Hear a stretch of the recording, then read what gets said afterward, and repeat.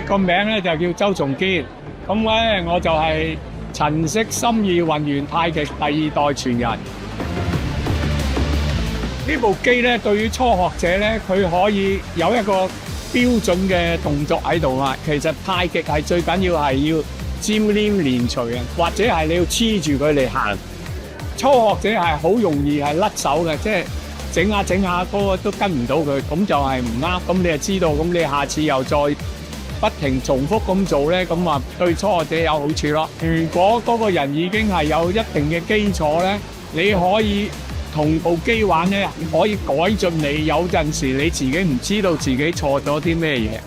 因為部機係標準嘅，做嗰啲動作唔會變啊嘛。你跟住佢，如果你跟唔到，即係你自己本身黏嗰個動作係有出咗問題，所以對於初學者同埋學過嘅都有幫助嘅。呢邊一塊板咧就主要咧係練你個腳，呢度咧就 set 咗6個動作，有分不同個部位，即係你隻腳啊有前掌啊、後跟啊、外側啊、內側啊，咁啊登上嚟，咁你係不停去做咧，通過咁樣練習咧，係增強你個大腿肌肉同埋小腿。譬如我係配合咗落部機度，你又知道自己究竟企個步同埋個重心分佈得啱唔啱。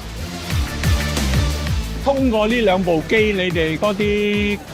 人去學習咧，咁佢係容易掌握咗，咁同埋咧，你會對自己有信心啲嘛，因為佢會 check 到你個重心啱唔啱，或者你個姿勢啱唔啱。通過呢個練習咧，能夠對太極咧係會多啲興趣去推廣。好，咁我哋而家呢個動作咧就係平推。咁我哋首先咧就要做好咗個企位先啦。咁即係右腳喺前邊，左腳喺後邊。咁左腳咧就有微微外擺嘅，而右手掌咧就手背咧係輕貼住個膠波，左手咧就係有少少膨起，而頭部咧就有擰起嘅，即係我哋叫做虛擰。咁當我哋跟住呢個膠波做嘅時候咧，個重心咧係要跟住佢一路係前後左右咁轉動嘅。而家我哋睇下呢個步，而家係影嗰個下盤嗰個腳步啦，咁啊好清楚，前邊、後邊坐低，然後回翻前邊嘅時候開一開，然後回翻喺後邊坐低。咁啊呢個咧就係幫助嗰啲學習嘅人咧，知道唔係淨係喺前邊或者淨係喺後邊。咁而家個背部咧，其實個背部咧係放鬆咗之後咧，係好似冇乜點帶動嘅，全部係你睇下係喺中盤嗰度帶動嘅。咁我哋呢個咧就係通過不停咁去練習之後咧，咁佢咧就會產生一個好似你慣性咁之後咧，咁你就唔使提自己都會咁樣做，前後左右咁去做。好，咁我哋咧通過不停咁去鍛鍊之後咧，咁就會產生一定嘅效果啦。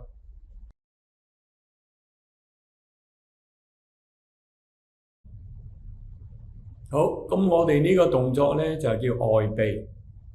咁我哋嗰度注意嗰個步伐啊，同埋乜嘢咧，其實就係同前邊嗰個動作一樣嘅，都係右腳前邊，左腳後邊。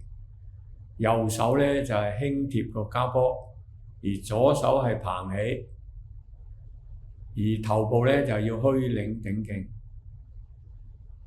咁我哋呢個所謂外臂咧，咁就係比較前面嗰隻腳開胯嗰度咧，就係比較多啲。咁佢咧呢個作用咧就係點解外臂咧，即係當佢係遇着有壓力嘅時候咧，你係用個胯去化解人哋嘅。咁呢個動作啦，而家我哋睇下係嗰個腳步啦。咁佢咧就係向外嘅時候咧，係多咗啲時間嘅，雖然唔係話多好多，但係佢係要有少少外向，然後先回翻去後邊。咁即係呢度強調呢度係咁樣樣，而個背部咧都係冇乜點喐動嘅，係全部都係嗰個中盤咧去帶動佢。咁我哋呢啲動作咧，其實都係要不停去做，而嗰個身法咧就係通過你不停去做之後咧，能夠產生一個慣性之後咧，咁佢就會發生一種效果出嚟，而同時要注意嗰個虛領嗰個頂勁。左手捧起，咁我哋右掌咧就係不停咁係掂住呢個膠波嘅。好，咁我哋呢個咧就係通背手正向。咁啊，如果我哋睇位咧都係同前邊嗰啲一樣嘅，都係右腳喺前邊啦，左腳喺後邊。咁我哋呢個特別咧就係個手掌咧係反個手心，黐住個膠波。而每一次我哋向前嘅時候咧，係個身體咧係要有向後嘅意思，同埋當佢回翻嚟嘅時候咧，咁我哋係唔可以用拉同扯嘅動作，係要有我哋叫做肩爪腕結合埋嗰個下盤嗰個跨膝腿，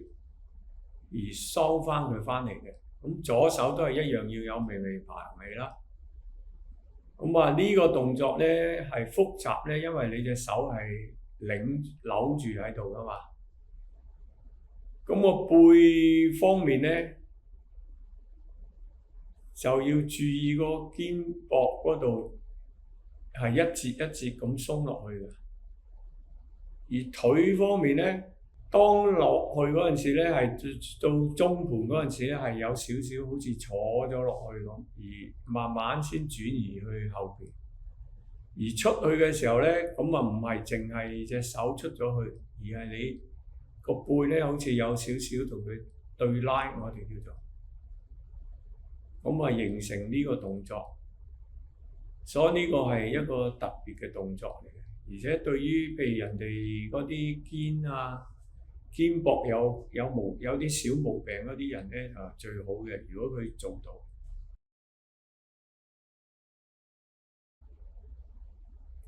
好，咁我哋呢個咧就係通背手嘅反向。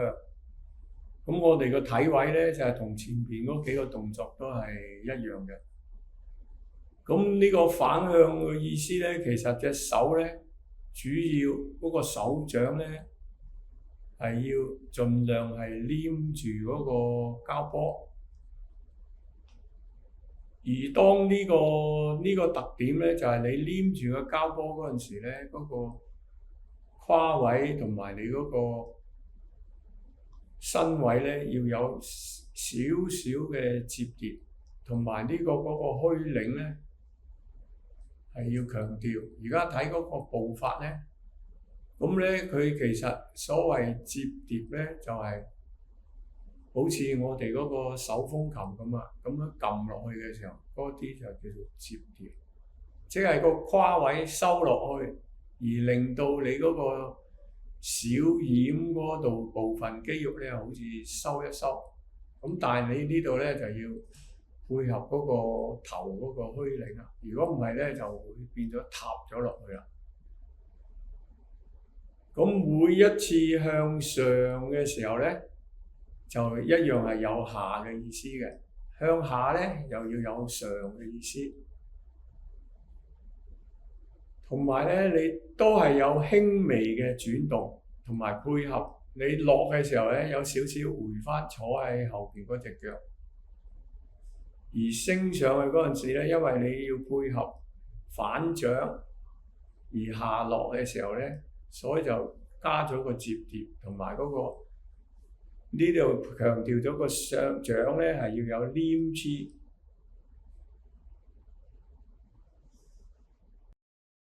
好，咁我哋呢個動作咧就係大臂前撕。咁大臂前撕咧，其實我喺我哋太極嗰個八法方面咧，就係四隅啊，就係擠靠勁嚟嘅，個幅度係大啲嘅。咁我哋呢個動作咧，注意個事項咧，就係當你個身向前靠嘅時候咧，嗰個左臂咧就係起咗一個作用咧，係有一個同佢好似掹住佢咁嘅意思㗎。咁嗰個胯位咧，佢又係幅度大咗㗎，因為你當向前向外嘅時候咧，嗰個胯位有微微向外開咗之後咧，就係要沉咗落去嘅。而嗰個頭咧一樣係要虛領頂勁，同埋每一次完成咗之後咧，都要回翻後嘅嗰個動作。咁呢個動作咧，嗰個特點就係因為我哋係講話明係嗰個肩靠嘛，所以咧就好容易，如果過咗龍咧就會走咗出去㗎。所以咧就呢個係即係特別要提一提嗰啲練習嘅時候嘅注意嗰個事項，同埋嗰個力咧一定係要一靠嘅時候咧，嗰個力一定係要放落去地下嗰度。而配合回翻嚟嘅時候咧，又要坐翻喺後邊嗰隻腳，嗰隻手掌咧，其實就始終盡量咧就唔好甩，而嗰個肩背咧係放鬆嘅，就唔好僵，即係唔好出力。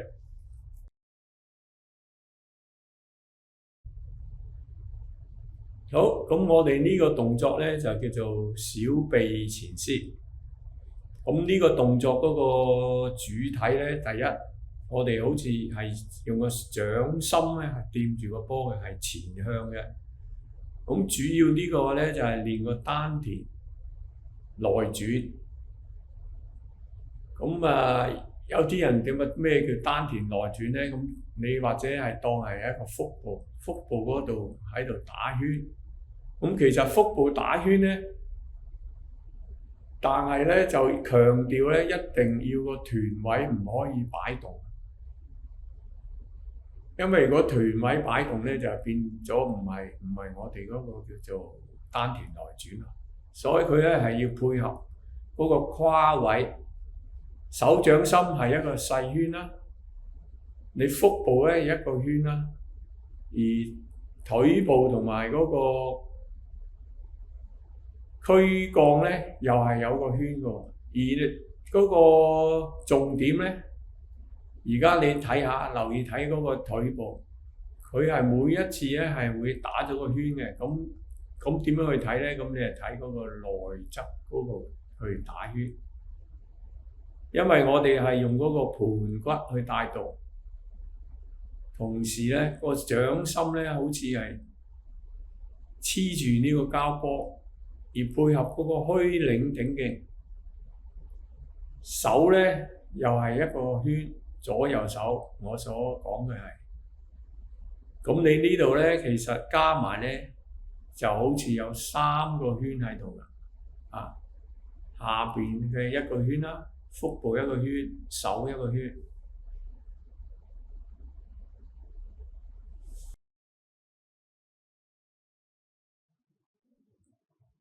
好，咁我哋呢個咧就係立圈正向。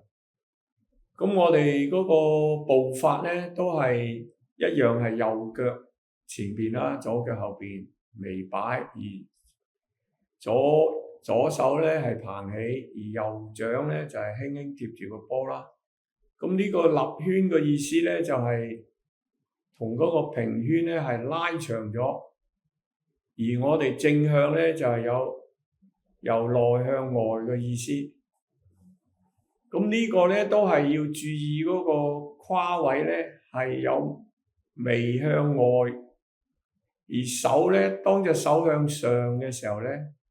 嗰個重心係要向下嘅。因為如果唔係咧，啲人通常咧就係會向上咁跟埋向上咧，咁會容易嗰個重心係走咗出去嘅。咁而嗰個背咧，其實都係被動嘅，就唔係會自己喐嘅，都係嗰個中盤帶動嘅時候咧而喐動。同時咧係一樣係要注意嗰個虛領頂勁，而嗰個步伐咧，呢個咧因為你係有嗰個踩向下嘅力嘅時候咧，當隻手向上嘅時候咧，所以佢係同有分別於頭先嗰個平推同埋外臂嗰個分別啊。咁你睇嗰個動作嘅時候咧，就如果唔講咧，你係好難知道嗰個力嗰個分佈嘅。而嗰個前後左右嘅轉動咧，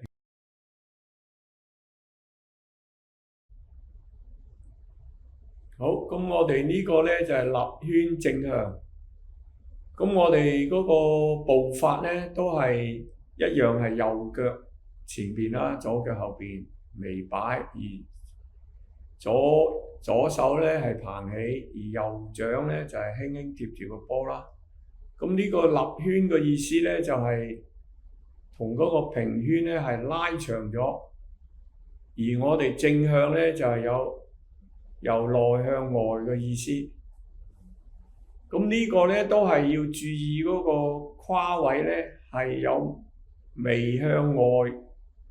而手咧當隻手向上嘅時候咧，嗰個重心係要向下嘅。因為如果唔係咧，啲人通常咧就係會向上咁啊跟埋向上咧，咁啊會容易嗰個重心係走咗出去嘅。咁而嗰個背咧其實都係被動嘅，就唔係會自己喐嘅，都係嗰個中盤帶動嘅時候咧而喐動。